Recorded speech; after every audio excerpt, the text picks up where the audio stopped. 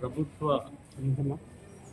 ఉద్యోగుల పట్ల ఇది మాదిరిగా అమానుషంగా ప్రవర్తించి ఒక షెడ్యూల్ కులాలకు చెందిన వ్యక్తి, ఆయన కేవలం ఒక ఉద్యోగస్తుడే కాదు, సోషల్ అవేర్నెస్ ఉండే మనిషి.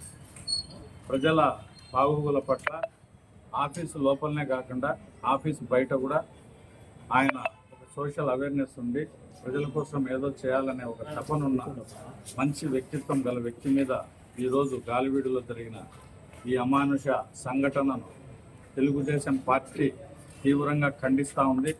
తెలుగుదేశం పార్టీ తరపున మేమందరం నిజాయితీగా పనిచేసే ఉద్యోగస్తులందరికీ సంపూర్ణ మద్దతు తెలుపుతున్నాం. ఈ వైకాపా కార్యకర్తలు, వైకాపా నాయకులు గడిచిన 5 ఏళ్లలో ఉద్యోగస్తుల మీద చేసిన దౌర్జన్యాల నీడల నుంచి ఇంకా బయటపడలేదు.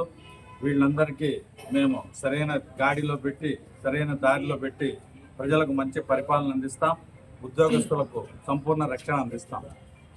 ఈరోజు ఈయన మీద జరిగిన దాడిని మేము తీవ్రంగా పరిగణిస్తున్నాం.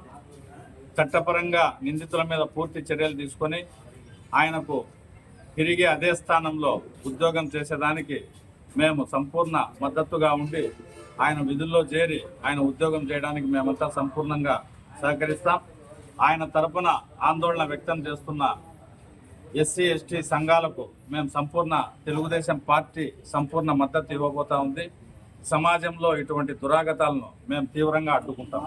ఇటువంటి నిజాయితీ పరులకు సంపూర్ణంగా తెలుగుదేశం పార్టీ మద్దతునిస్తుంది. మా పార్టీ విధానాలకు ఇది వ్యతిరేకం, మా ప్రభుత్వ విధానాలకు ఇది వ్యతిరేకం.